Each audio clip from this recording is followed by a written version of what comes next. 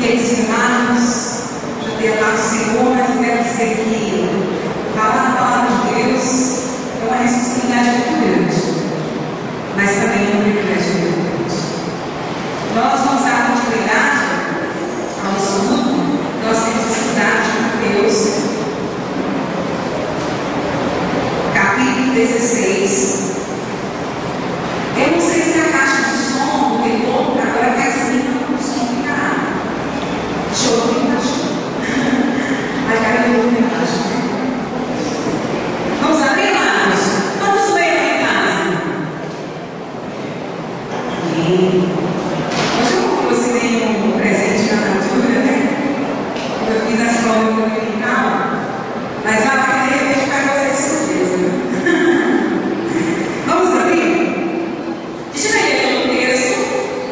E depois de ler o texto, a gente vai para os slides e os slides vão acompanhar também os versículos. Mateus 16, do 13 ao 23. Amém, igreja? E chegando Jesus às partes de Cesareia de Filipe, interrogou seus discípulos, dizendo: quem diz os homens que o Filho do Homem?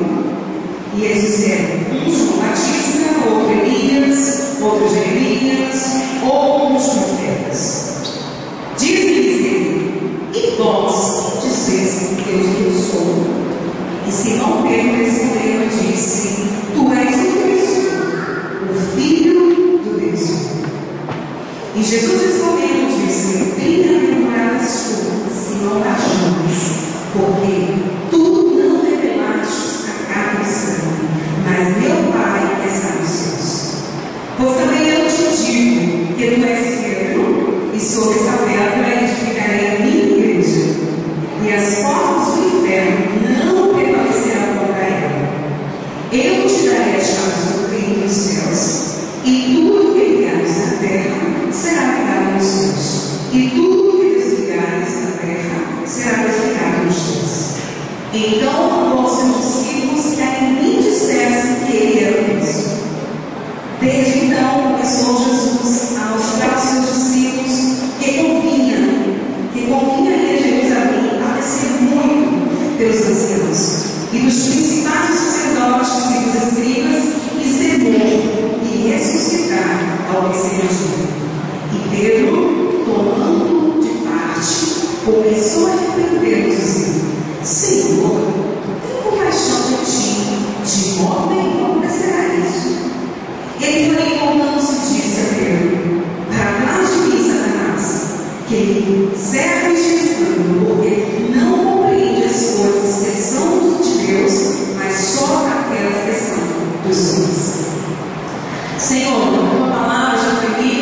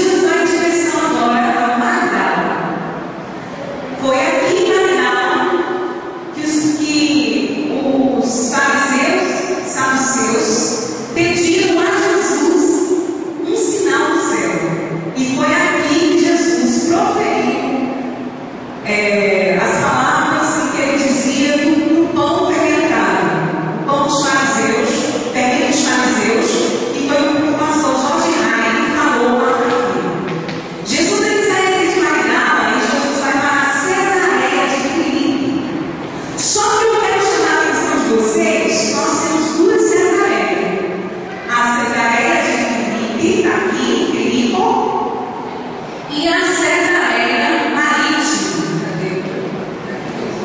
Está tão perto, muito perto, está valendo muito bem, mas é que isso, Cesareia. Então, o que acontece? Há duas Cesareias, eu quero abrir um parênteses para explicar por que existem duas Cesareias. A Cesareia Marítima foi uma cidade edificada por Herodes o Grande. Foi aqui que Herodes o Grande construiu um imenso castelo, uma cidade onde tinha o teatro da rainha e ali onde ele tinha um lugar de refúgio. Eu gostaria que passasse para a gente poder ver. Aqui a Cesareia Marítima, viu, gente? Passa para a gente. Aqui a Cesareia Marítima, onde eu e o pastor Raik estivemos. Hoje nós só encontramos ruínas. O teatro, o palco do teatro, ele existe em arquibancada. Foi lá que eu mandei, a gente fez um vídeo que vai estar passando no YouTube, só que eu ainda não terminei. Em breve no YouTube, pode passar pra gente. Aí você vê, ó, só tem ruínas hoje. Mas nas ruínas, você observa, vocês estão lá na casa não, gente. Você observa que era uma coisa muito bem feita. Nós fomos num quadro do Herodes e o piso lá era original. Impressionante, os desenhos, tudo original. Pode passar. Aqui é o grande teatro, que eu falei, é o teatro da rainha, onde cada pessoa que ia assistir os espetáculos ia com um saquinho para se preparar para fazer vômito. Porque era muito intenso as apresentações por conta de mortos, bastante coisa. Aí eu estou mostrando ainda.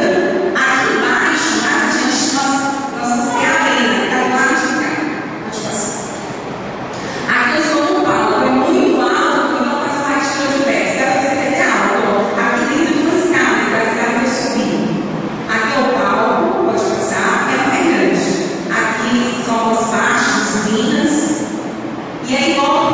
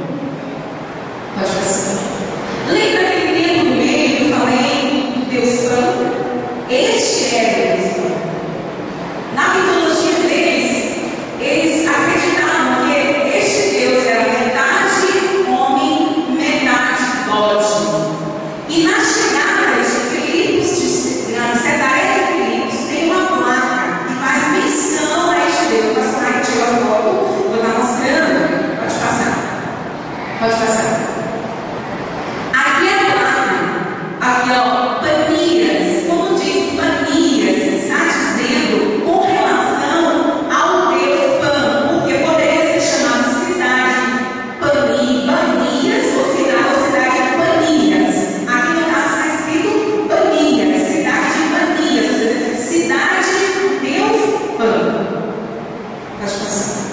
Aqui outra foto. Volta. Só na quarta. Então, o que acontece? Essa cidade, os judeus, eles não iam a essa cidade. Eles evitavam essa cidade. Justamente por causa da profanação que existe nessa cidade. Mas, segundo a palavra de Deus, foi um lugar que Jesus se retira para ir com os discípulos. Eu não vou dar o Oscar agora, a gente vai entender porque este lugar tão profanado foi um lugar que Jesus levou os discípulos, aonde os judeus não tinham hábito de ir e eles não gostavam de ir, porque tinham como um lugar maldito. Em Mateus 3,16, foi dito: e chegando Jesus às partes de Cesaré de Filipe, e algumas traduções Filipe, interrogou seus discípulos, dizendo: que dizem os homens ser o filho do homem? Por que Jesus dirige essa palavra aos discípulos? Ora, a multidão que foi beneficiada pelas curas, pelas multiplicações, ela estava confusa. E eles não tinham ao certo que Jesus era o Messias, o Cristo prometido. É claro que tinha muito pouquinho entre eles que tinham essa certeza de que o Cristo, Jesus ali, era realmente o Filho de Deus. Mas quando Jesus ele retira-se justamente para poder aliviar-se um pouco da multidão e ali interrogar os discípulos, deixar que os discípulos venham a acreditar e pensar. Olha, o que acontece? Aqui está Jesus com os discípulos em Cesaré de Filipe. Bom, eu vou terminar com isso. Então, aí Jesus indaga: quem diz os homens ser o filho do homem? É como eu falei, justamente porque é quando a Bíblia diz que Deus ele sonda os nossos corações. E Deus já sabia exatamente, tinha na mente de cada discípulo o coração deles.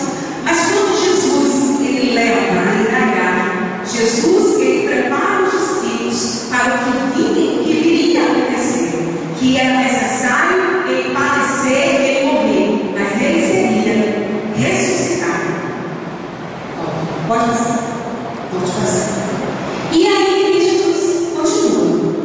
E eles disseram, João, quando Jesus disse aqui, ó, cuidado no texto, e eles disseram, não é os discípulos que estão dizendo, é Jesus fazendo a narração. Ou seja, na nossa linguagem, ó, o mundo aí fora diz que Jesus não é o Cristo.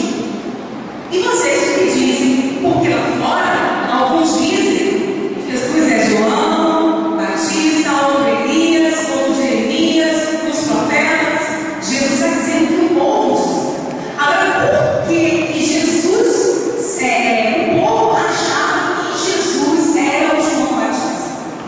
Herodes, ele acreditava que Jesus era o João Batista ressuscitado.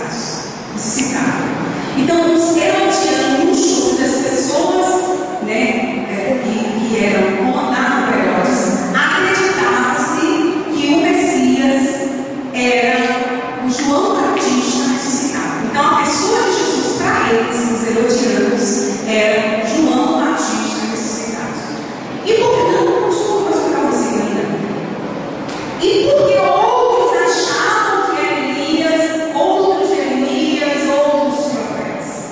Olha só. Os fariseus, eles tinham escola. E nessa escola, eles estudavam de que os profetas, a alma dos profetas, nunca morreriam. Então os profetas morriam, mas as suas almas não. Então o que acontece? Os fariseus, eles não acreditavam que Jesus era João Batista ressuscitado, porque eles sabiam o grau de parentesco de Jesus com João Batista. Eles não acreditavam. Mas eles acreditavam que Jesus poderia ser ou Elias, ou Jeremias, ou alguns profetas. Porque nas escolas dos fariseus,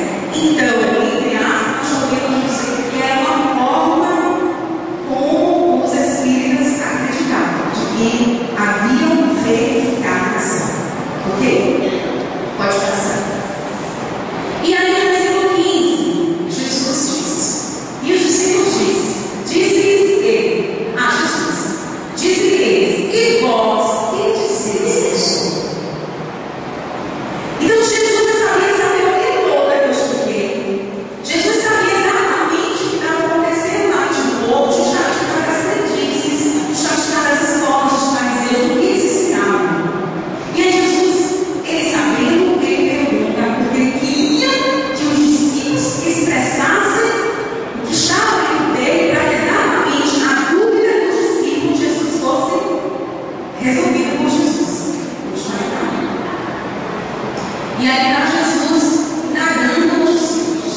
E vós, vocês pessoas? E Simão Pedro, respondendo, disse: Tu és o Cristo, o Filho do Deus vivo. Quando pode passar? Simão Pedro, ele sempre foi mais ousado, né? Entre os discípulos. Ele era um homem de coração muito verdadeiro. Ele não escondia seus sentimentos. Logo, ele era muito de atitude. Nesse momento, quando ele responde, certamente, e os discípulos não tiveram a mesma resposta e ficaram boca aberta, e Jesus se maravilhar pela resposta dele. Volta para a gente, aí passa, a resposta dele. Vamos mostrar algo aqui. Observe que ele responde: Tu és Cristo, o Filho de Deus. Quando ele diz Tu és Cristo, ele está dizendo que não há outros filhos de Deus senão a ti. Ou seja, ele deixa claro para os outros discípulos que qualquer profeta ou qualquer pessoa jamais pode se comparar aos filhos de Deus, porque eles estavam na glória diante do Filho de Deus. E Jesus, pode passar. Jesus sempre vai. E Jesus respondendo disse: Bem-aventurado és tu, Jonas, porque tu não revelou a carne e o sangue, mas o meu Pai que está nos céus. Jesus ficou maravilhado, porque quando isso acontece aqui, existe a revelação de Deus na mente de Pedro de quem ele é. Por que Jesus chama Simão Pedro de Jonas? De Jonas, nome do Pai. Em João, ele não fala Jonas, ele faz uma menção que no hebraico quer dizer filho de João. Em Mateus, ele faz uma menção que é filho de Jonas. Logo, o nome Pedro significa pompa, e é onde o Espírito de Deus veio sobre ele através dessa revelação de Deus. Quando a gente fala a questão do nome, do significado do nome, quando eu pessoas mencionam Edilene, estão dizendo aquela que veio ele, que é o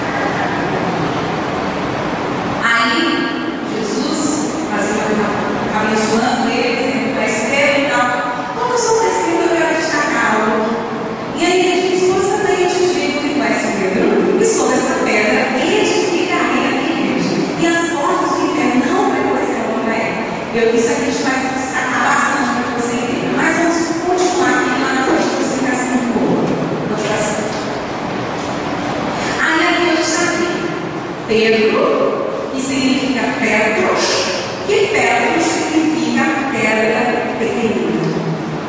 Eu ia trazer a pedrinha, eu gosto de mostrar o máximo que eu puder, para que você absorva o máximo que você puder.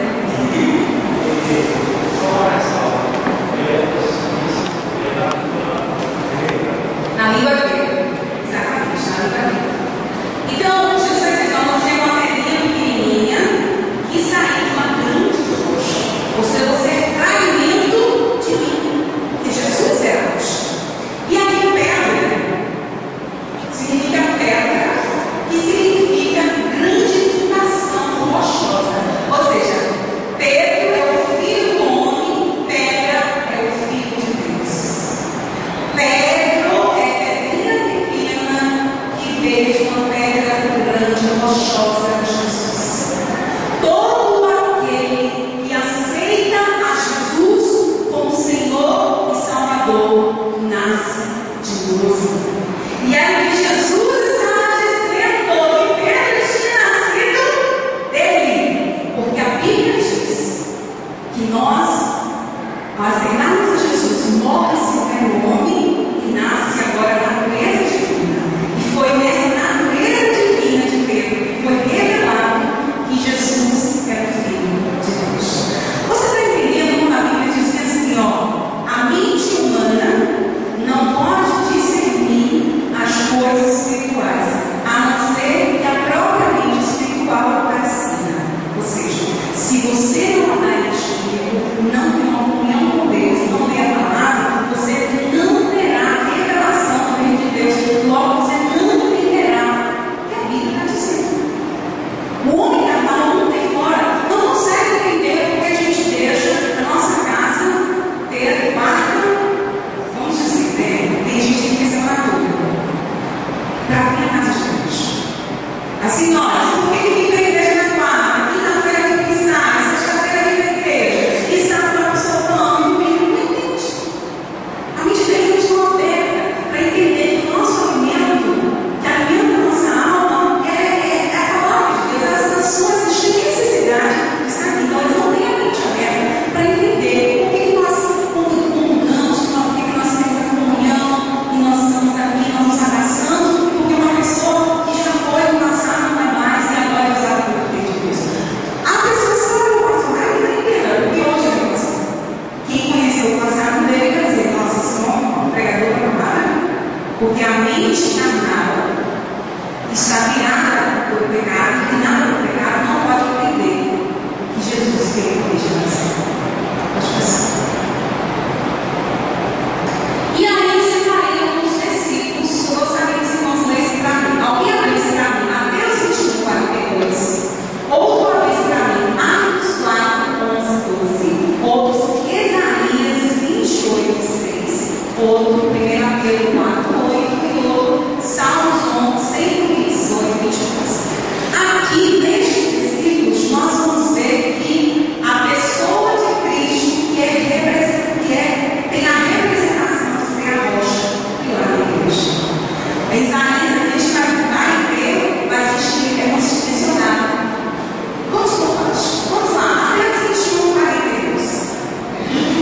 Jesus, nunca leste das Escrituras, a pedra dos edificadores rejeitaram, essa foi posta como cabeça do mundo. Pelo Senhor foi feito isto, que é maravilhoso aos nossos olhos. Muito bem, obrigada. Próxima pessoa, Atos 4, 11, 12. Ele é a pedra que foi rejeitado por vós, os edificadores, a qual foi posta por cabeça desse mundo. E ele tem outra salvação, porque também debaixo do céu tem outro nome dado entre os homens, pelo qual devemos ser salvos. Outra pessoa, Isaías 28, 16.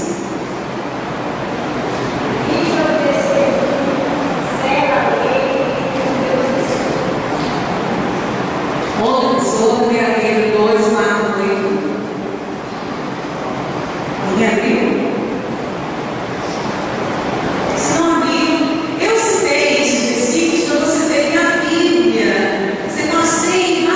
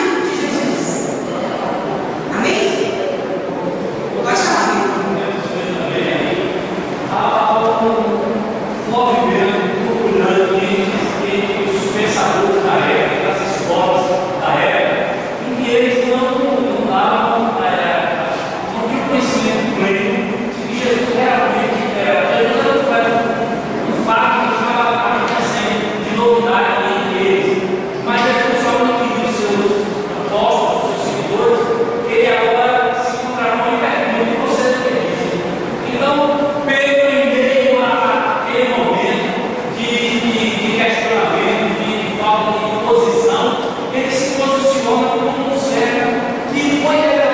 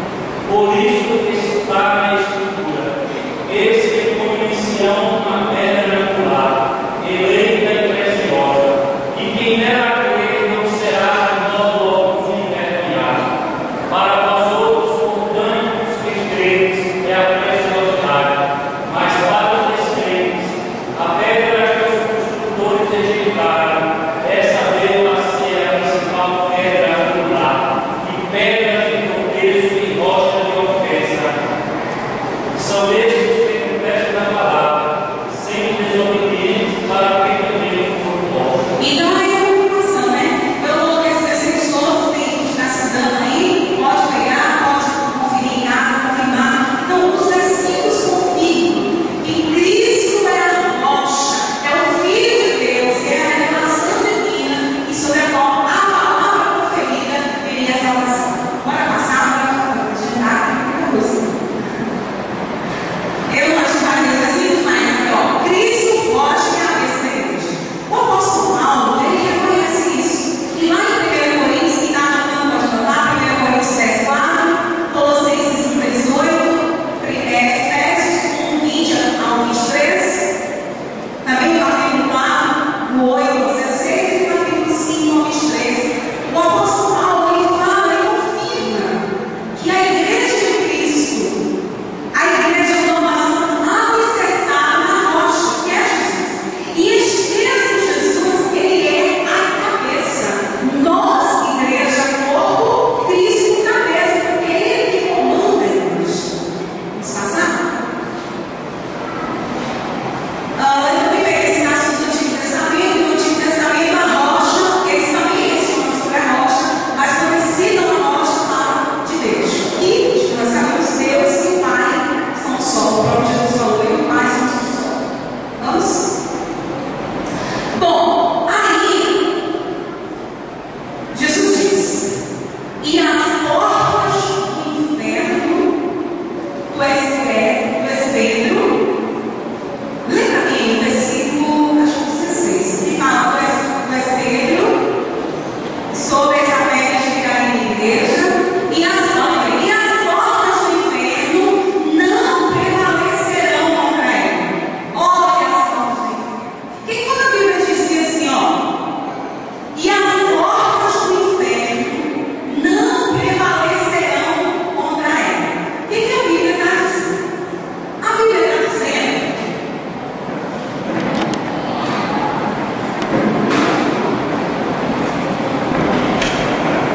que em Cristo temos o poder. Em Cristo somos nova criatura. E temos o poder para enfrentar as forças. Qual é a maior força do poder? Poder. Os desenhos sabem muito bem disso. Quando está dizendo que as portas do inferno não prevalecerão, está dizendo as portas do inferno não ficarão fechadas diante de você. Porque você entrará, toda vez que você chegar nela, você não precisa abrir, ela vai aberta para você, com algum poder, que é maior que a força. Então, as portas do inferno não prevalecerão na igreja, ou seja, Satanás não ficará o rei das trevas, não terá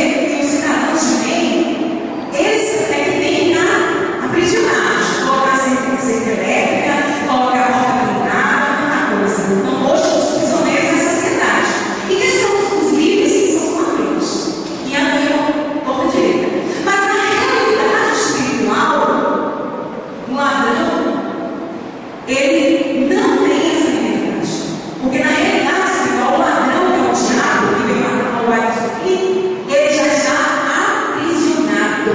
E nós temos o poder. É ele que tem que fugir. Aonde você passar, ele tem que sair na sua frente. Porque você é um homem e uma mulher cheia do poder de Deus. Se de repente ele entrou na sua casa, e ele tem que fazer enfermidade, ele tem que fazer escola, você tem autoridade para repreender a enfermidade na sua casa, para repreender o mal que veio sobre a sua casa. Por isso que a Bíblia está dizendo que as portas do inferno não ficarão de pé, não prevalecerão, não ficarão fechadas diante de você. Dá para entender, igreja? E aí eu peguei uma porta que é ridícula, eu estou de perto, tem cadeira, você fica comigo, está fechada, mas para o poder de Deus passear. Vamos só. Pode passar. Pode passar. Aí vamos para o versículo 19. E eu te darei as chaves do reino dos céus, e tudo que ligares na terra será ligado nos céus, e tudo que desligares na terra será desligado nos céus. Pode passar. Jesus não estava dando a chave do reino dos céus, vai ser melhor. Pode passar. Jesus não estava dando a chave semelhante. Pode passar. E Jesus não estava dando a chave da eternidade. Porque vamos abrir lá em Apocalipse 18, 1:18, alguém para mim? Apocalipse. Falta um versículo para vocês. E o que vivo e foi pouco, mas eis aqui comigo para todos sempre, e tendo a chave da porta do inferno. Então, a chave do poder sobre a morte está com Jesus. Quando Jesus está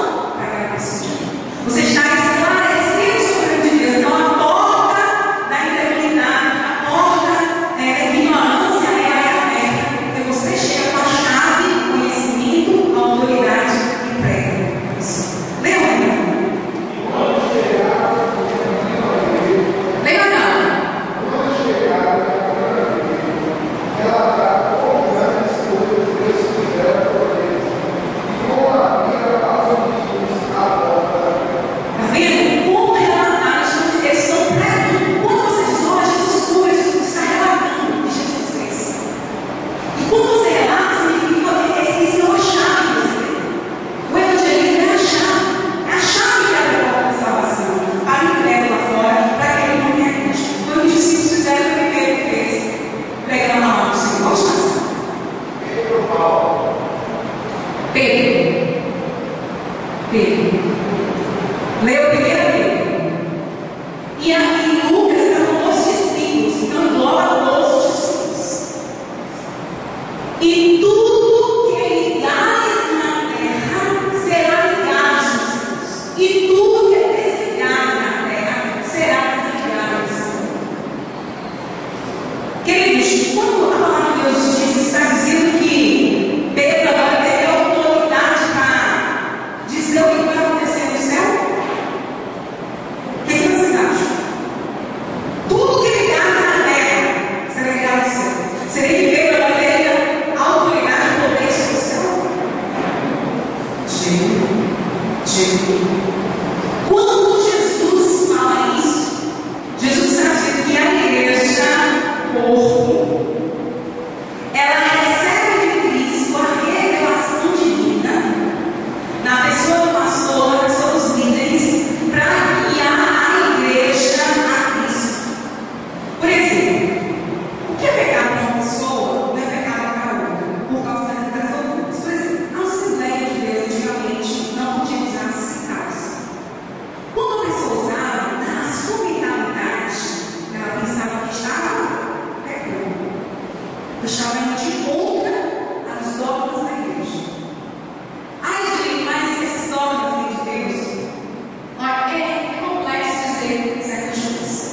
Mas a Bíblia diz que o pastor é o representante de Deus, dentro de Deus. E ele, como uma pessoa que apresenta as ovelhas de Deus dá lá direcionamento e tal. Então, se tem alguém aqui na igreja, a gente diz, ó, gente, isso aqui não pode fazer na igreja. Mas é a autoridade que tem para dizer que não pode fazer, de repente você faz na sua consciência. Você está lidando. Por quê? Quando o pastor dita algo aqui na igreja, lá você vai registrar. Ou seja, vamos esclarecer mais ainda. A sua vida está toda relatada no livro lá no livro dos céus. A Bíblia diz que se nós prestaremos conta de tudo a Deus, significa 24 horas, tem que ser definido pelos Deus, escreve tudo lá. Aí Deus fala para John: olha, seu John, você não vai para a aula de violão enquanto você não fizer a tarefa de casa, dever de escola. E John vai lá, foge do papai, não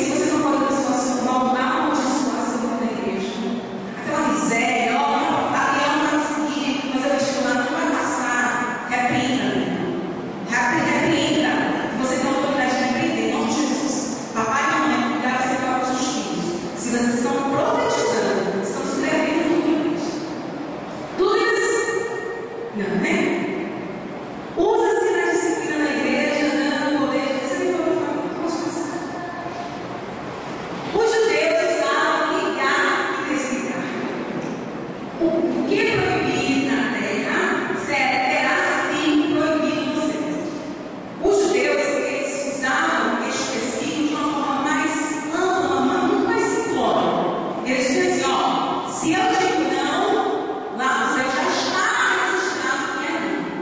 Você não vai hoje para o valor. Disse o filho. Vamos passar e vamos ver como seria esse versículo. Vamos ver se eu vou pegar na frente. Tem coisa que não, mas. Eu pensei em colocar em modelo, na escrita, como os judeus, eles realmente utilizam. Então, os judeus, eles usam a palavra ligar e eles desenhar como sentido de autoridade, como sentido de dizer sim, não. Por exemplo, eu pedi ao pastor Mike a cadeira da igreja emprestada. Ele disse não. Para os discípulos, essa palavra significa o pastor Mike recebeu. E aí, o senhor o pastor Mike ligou. Dá para entender? Eles usavam nesse sentido de permissão. Ou seja, a ligação nossa com o céu é a permissão que Deus dá para as coisas acontecerem. Vamos passando. Pedro nunca ficou quieto na igreja, que é a questão que a gente estava falando, que os católicos eles confirmam e afirmam que sobre aquela palavra de Jesus Deus foi Pedro, porque Pedro era uma pessoa especial, porque Pedro era uma pessoa especial. Se você quiser anotar para ver em casa, 1 Pedro 5, de 1 a 4, você pode anotar comigo. Não se faça. Já estamos encerrando, gente. Mateus 16, 20. Então, mandou os seus discípulos que a ninguém dissesse que ele era Jesus Cristo. Por que Jesus fez isso, gente? Jesus não estava preocupado com a popularidade. Neste momento, Jesus não estava preocupado que a multidão soubesse realmente que ele era filho de Deus, que ele deveria ser triunfado após tudo isso. Jesus não estava preocupado. Então, Jesus falou: não precisa não precisa sair anunciando essas coisas agora. Então, que Pedro vai anunciar depois. Vamos lá? Mateus 21. Desde então começou Jesus a mostrar aos seus discípulos que convinha em Jerusalém padecer muitas coisas dos anciãos e dos principais dos sacerdotes e dos escribas e ser morto e ressuscitar ao terceiro dia. Então Jesus retirou os discípulos para preparar a mente dos discípulos do que haveria de acontecer, que ele ia sofrer, ele ia padecer, mas seria por bem da humanidade, mas que ele iria ressuscitar. Pode passar. Mas aí Pedro, tomando de parte, começou a repreender, dizendo: Senhor, tem compaixão de ti, de modo nenhum te acontecerá isso. Olha, Pedro recebeu a revelação divina que ali era filho de Deus. E agora ele acha que Jesus não deve padecer para depois ser glorificado. Ele acha que Jesus deveria ser glorificado, ser reconhecido como rei de Deus, como o Messias, sem precisar padecer. Foi o que aconteceu aqui nessa palavra de Pedro. Mas aí na frente, Jesus vai repreender ele. Ele, porém, voltando-se, disse a Pedro: para trás de mim, Satanás, que me serve de escândalo, porque não compreendes as coisas que são de Deus, mas só as que são dos homens. Faça comigo a explicação. Vou ler. Tem coisa que a gente pensa em falar em nome. Eu vou explicar a vocês. Por que o mesmo Pedro que foi revelado por Deus que Jesus era filho de Deus, o Messias prometido, agora Jesus chegando maravilhado no chão e agora Jesus repreende a Pedro com essa palavra Satanás. A Bíblia diz que o inimigo de Deus é o diabo. E muitas vezes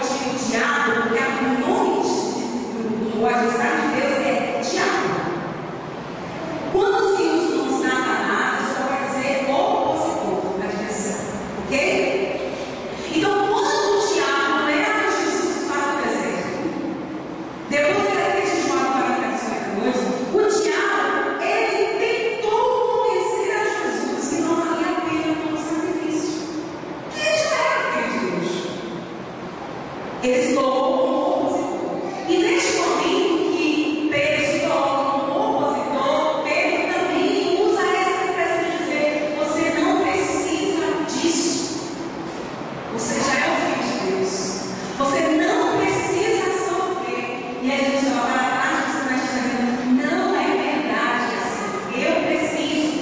Porque a gente vai ver lá na frente que Deus, que Ele falou comigo, eu faço a vontade do Pai. A vontade do Pai é que parecer essas coisas. E aí, antes de prosseguir, eu quero abrir um parênteses para nós hoje. Quando Jesus disse que é necessário Ele padecer, sofrer, para que Ele seja glorificado, Jesus Ele deixa um exemplo para nós hoje. Porque muitas vezes nós queremos chegar aqui no público, pregar, cantar e não passar pelo para a escola de aprendizagem. Por que nós queremos ser abençoados, mas nós não queremos passar por próximas? Ora, Jesus não precisava passar por provação para que seu íntimo, ele como pessoa fosse moldada, mas ele estava nos deixando o exemplo de que nós precisamos ser moldados por Ele para sermos transformados e sermos cheios de amor. Nós precisamos sim padecer. Quando a igreja faz um trabalho social e há uma dificuldade, ou a igreja faz uma coisa de dificuldade, alguns irmãos, ou não aqui, ou em outra igreja, se desfalecem. Porque dizem: que nada, é tanta prova para a graça de Deus, é tanta dificuldade para Deus. Eu não preciso disso, mas precisa sim. Porque são nas dificuldades que o nosso coração ele quebra-se, ou seja, ele quebranta-se diante do Senhor, reconhece que é Deus, clama a misericórdia de Deus, e ali o poder de Deus se manifesta. Então Jesus também estava nos deixando esse exemplo. Que ele sai, ele diz: para trás de mim, Satanás, ele sai dizendo, porque não compreende as coisas que são de Deus, mas só as dos homens. Muitas vezes queremos interpretar o reino de Deus, entender a obra de Deus com a nossa mentalidade humana. Por isso alguns desfalecem e não vê mais carne da casa de Deus. Muitos eu não quero mais trabalhar, eu não quero passar mais de chover, não quero não, porque é dificuldade, tem gente que diz que eu faço mal, que eu interfiro, eu volto. Estou dando exemplo. Muitas vezes nós tomamos essa atitude de parar, não querer evangelizar, não querer passear na igreja, não continuar evangelizando, de ter bater na porta de uma pessoa: não vou levar você para a igreja, eu tenho carro, estou estou aqui. Porque começa a interpretar o reino de Deus com a mentalidade humana, e entendendo com a mentalidade humana, logo descarta a possibilidade de dificuldade, porque acha que as dificuldades não existem. Com a mentalidade humana, nós vamos entender que as dificuldades sem causas são exatamente para que a manifestação de Deus aconteça e nós venhamos depender do Senhor de Deus. Para entender Deus. E nessa noite, Deus diz para mim, diz para você: não pare no meio do caminho. Não desista porque as dificuldades são grandes ou porque a luta vai ser. É neste momento que o meu nome deve ser exaltado. E é neste momento que eu quero me revelar a você. Mas infelizmente é neste momento que muitos falam, que muitos murmuram, que muitos, em vez de agir como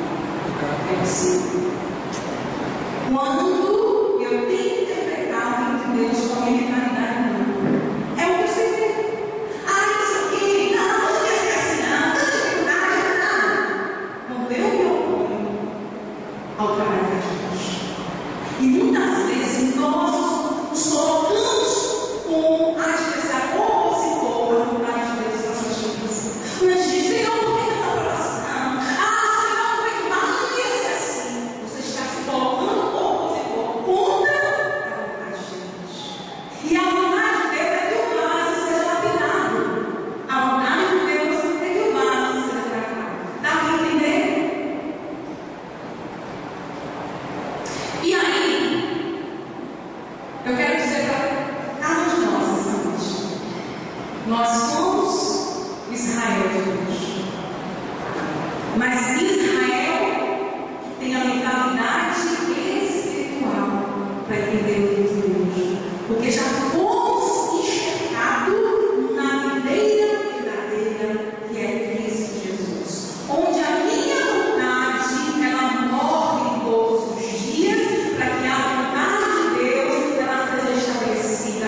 Quando eu brigo com Deus, querendo que a minha vontade prevaleça, eu estou colocando como opositor. É a mesma coisa que aconteceu comigo. Vou dar uma opção no canal aberto aqui, e quando você começa a refletir se em alguns momentos da sua vida você tem se colocado como inimigo de Deus, como opositor de Deus. Não brigue contra a vontade de Deus. Ontem eu estive aconselhando uma pessoa que era da nossa igreja, e aí ela falou assim: ó, a minha vontade é que Deus me deu um nome, esse é basta. Mas eu quero que Deus fosse eu peguei errado. Você está se colocando como opositor de Deus. Ela não é assim. A vontade de Deus, ela só prevalece quando eu decido abrir mão da minha vontade. Você está travando Deus na sua vida. Porque Deus é que age as minhas ações. E você não está tendo ação. Por isso Deus não pode reagir. Você não está tendo. O que significa isso, meu querido missionário? Você, querida, precisa abrir mão da vontade de Deus, como achar que o seu não presta mais. E pedir a Deus misericórdia. Que Ele coloque a mão no seu coração. Que Ele renove o amor que você tem pelo seu marido. Que Ele renove a chama do amor. Que Ele seja o centro da sua vida. Aí você está tendo ação. E Deus vai ter a reação de fazer o impossível acontecer no coração do seu marido, ao ponto de ele se converter ao Senhor Jesus. E ela começou a chorar e falou: a partir de hoje eu não quero brigar com Deus. Vamos passar também. Passe uma vez, comece a falar com Deus. Por que a minha vida está travada com alguma coisa?